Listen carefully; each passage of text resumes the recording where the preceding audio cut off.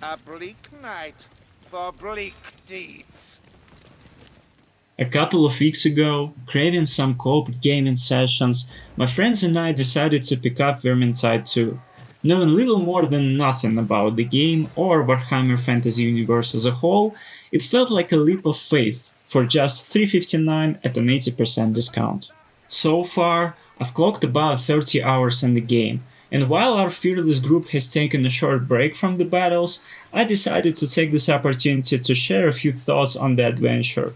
What can you expect if you're planning to stand shoulder to shoulder with friends against the forces of chaos and the wild Skaven? And what should you prepare for if you're venturing into the fight solo? The game offers a total of 3 game modes: Adventure, focused on story and PvE, Chaos Wastes, Roguelite, and Versus, PvP. Let's talk about Adventure first. Quoting John Carmack, who certainly knows a thing or two about video games, story in a game is like a story in a porn movie. It's expected to be there, but it's not that important. I think it's safe to say that the Swedish studio Fat Shark had a similar principle in mind when they worked on the game. The base version includes 4 campaigns, with a total of 22 missions. Before each mission, you get a brief introduction, the gist of which boils down to go somewhere and hack, slash, and decimate the villains for the greater good. And honestly, considering how dynamic, bloody, and just downright fun the combat is, that was good enough for me. I'll be honest, neither my friends nor I managed to get through the prologue and find out what the main story setup is. Despite the fact that the game is already 6 years old, it's still riddled with bugs, and all of us experienced crashes midway through the prologue. Speaking of bugs, I can't help but mention the small but annoying issue we encountered. Occasionally, one of us will get disconnected mid game. This happened to all of us at random, regardless of who was hosting. Sometimes we couldn't connect to each other at all, with the connection timing out or failing due to some error. Restarting the game would fix the issue. The strangest thing, though, something I still can't explain, were the voice chat problems. A couple of times we ran into situations where 2 players on our 4-person team couldn't hear each other at all, and going back to the lobby would fix it. Another recurring bug was that switching from one game mode to another would almost always cause the voice chat in the lobby to stop working entirely. While starting a mission or reconnecting will solve the issue, it still became quite irritating. The game features 5 diverse heroes, each with 3 specializations available in the base version. A 4th specialization can be unlocked via paid DLC. Overall, the specialization can be broadly divided into 3 main categories: DPS, Tank, and Ranger. During the game, you earn XP for the character you're playing as. Every 5 levels, you can choose one of 3 talents, continuing this progression up to level 30. You can still earn new levels, but you will not unlock any new talents. Additionally, you can reassign your talents at any time without any penalties. Another great feature is that a character's level applies to all their available specializations. For example, if you level up Marcus as a mercenary to level 30, you can switch to his other specialization, Foot Knight, and still have access to all his level 30 talents. This encourages experimentation and makes it easy to try out different build combinations for the same character. The characters themselves are quite well developed and full of personality. They've clearly known each other for a long time, and I really enjoyed listening to their banter and mutual jokes during the game. The gate still stands, but the wall has fallen. A metaphor for my life since I met you, Lumberfoots. Also, I really like the locations in the game. First of all, they're quite large, and it usually took us about half an hour to complete a mission.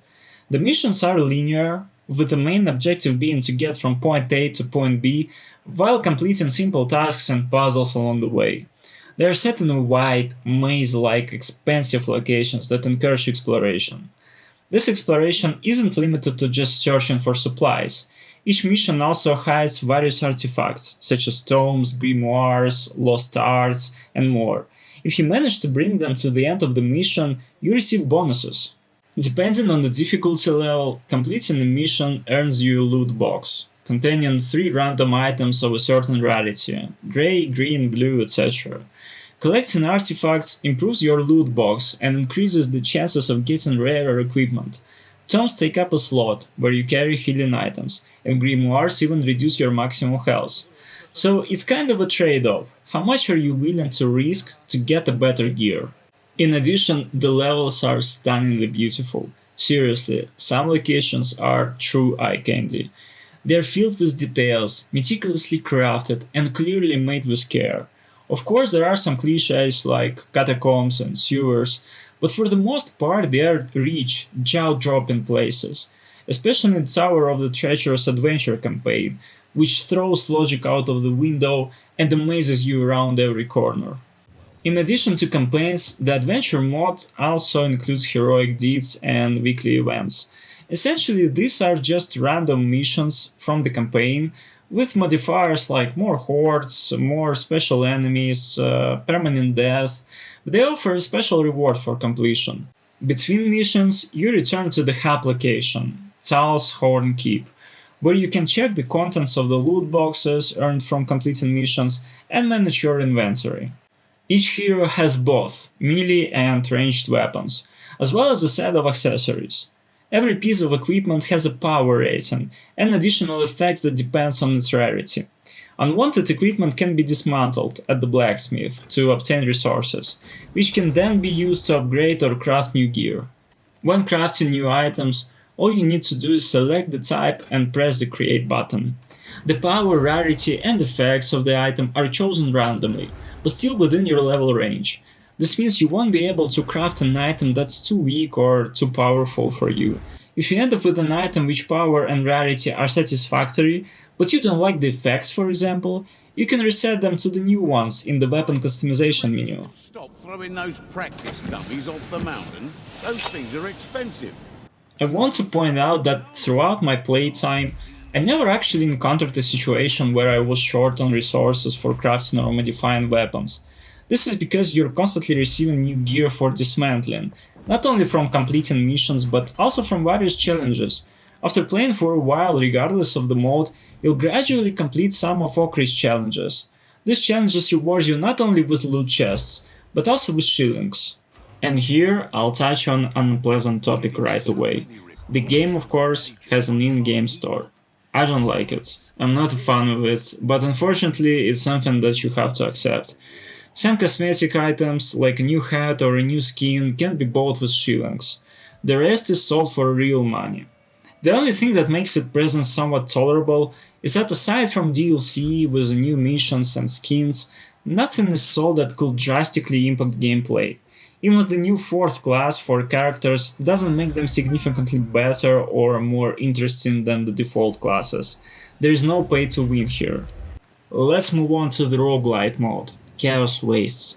Here we head towards the northern pole, where the influence of the warp is stronger, which in my opinion organically explains the randomization of level composition. Each of your expeditions will be unique, as the missions seem to be assembled from pieces of many fragments. You can embark on one of 4 available expeditions, each located in the domain of one of the 4 Chaos Gods, and, again, sorry for the pronunciation, Zinch, Horn, Nurgle, and Slaanesh. Each of these gods will lay various traps for you during your journey. For example, you might go through a mission while poisoned, constantly losing health, but you can replenish it by drinking any potion. One of my favorites is Zench's Lightning. Throughout the mission, you and your teammates will be pursued by bluish seals that foretell a lightning strike. At this moment you need to move outside the seal's boundaries, otherwise you'll take significant damage.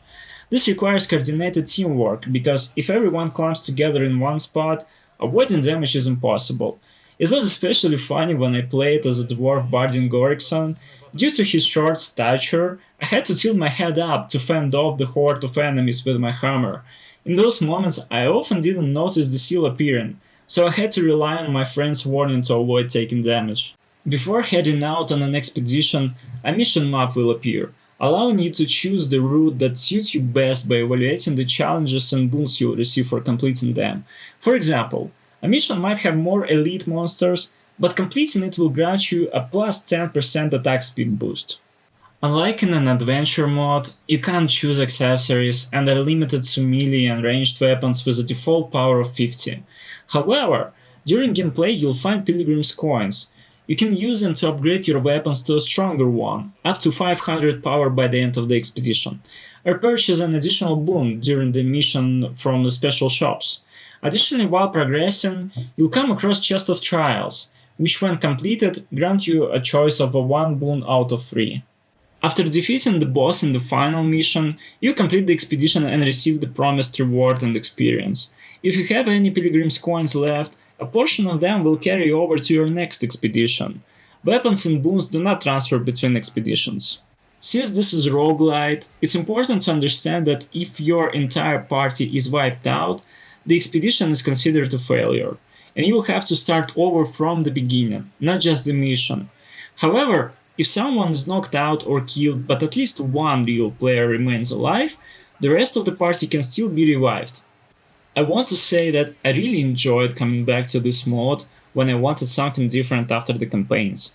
The randomness of locations, enemies, buffs, and weapons provide fast-paced action where you need to make quick decisions without losing the strategic aspect of cooperative play. Speaking of strategy, let's talk about the new Versus mode. In this mode, characters are divided into 2 teams. Each team takes turns playing as the heroes of Uberstreak and the Paxworn. The heroes must complete the mission while killing rats and earning points, while the rat team aim to kill all the heroes to ensure they score as few points as possible. After a round, the teams switch roles. The team with the highest total score after 3 rounds wins.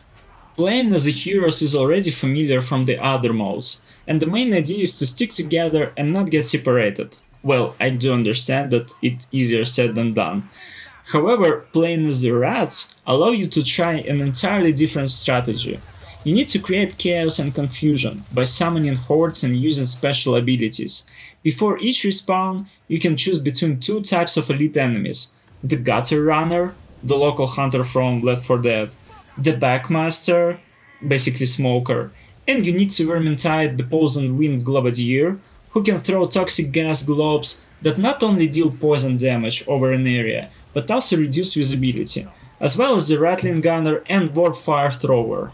The Paxworn players don't last long and are easily killed, which allows you to play as almost any enemy during the mission.